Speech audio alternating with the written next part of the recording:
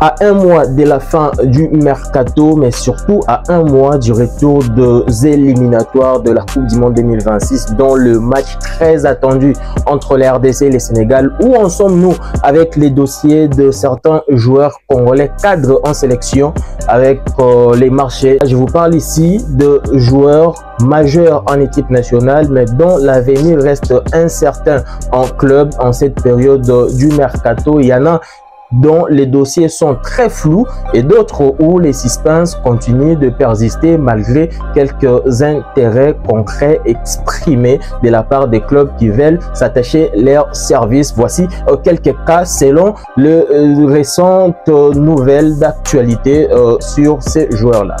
Malgré son retour à l'entraînement, Yohan Wissa espère toujours quitter Brentford. Selon la presse anglaise, un accord avec Newcastle devrait être conclu cette semaine.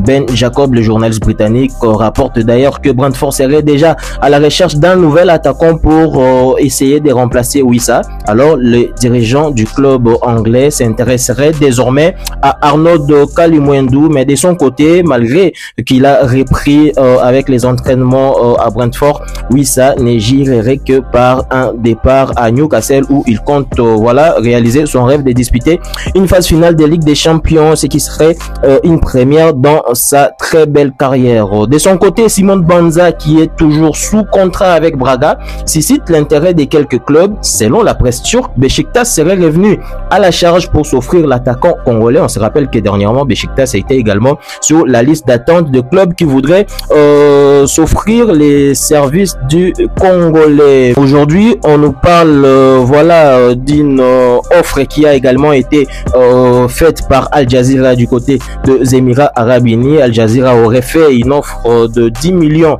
d'euros pour Banza, mais jusqu'à-là, Banza est toujours sous contrat avec Braga.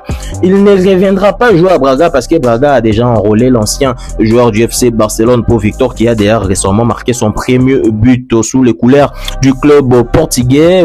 Banza, qui sort d'un prêt très prolifique à Trabzonspor, va devoir attendre pour étudier certaines offres. C'est ce qu'on apprend du côté de la presse portugaise. De son côté, Chancel Mbemba, dans son cas, le flou est toujours aussi total, malgré quelques rumeurs, mais rien de concret. Aux dernières nouvelles, le capitaine des Léopards n'aurait toujours pas de club car il réclamerait un salaire très élevé selon Foot Mercato. Mais sur X, personnellement, j'ai vu des supporters de Séville les réclamer suite au départ de Loïc Badé.